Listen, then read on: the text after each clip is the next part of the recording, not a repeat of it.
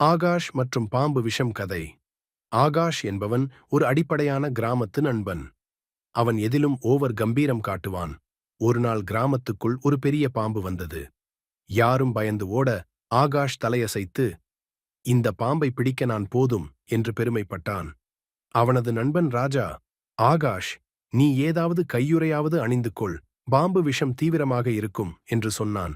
ஆகாஷ் உடனே, ஏதுக்கு கையுறை, நானே காம்பா போட்டு துரத்தி விடுவேன் என்று கூறி தன் துணிச்சலை காட்டினான்.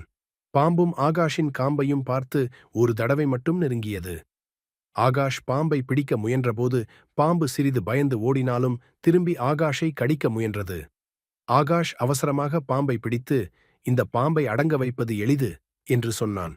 எல்லோரும் ஆச்சரியமாக அவனை பார்ப்பதை பார்த்து அவன் பேச்சால் பாம்பு முட்டுப்பொங்கியது.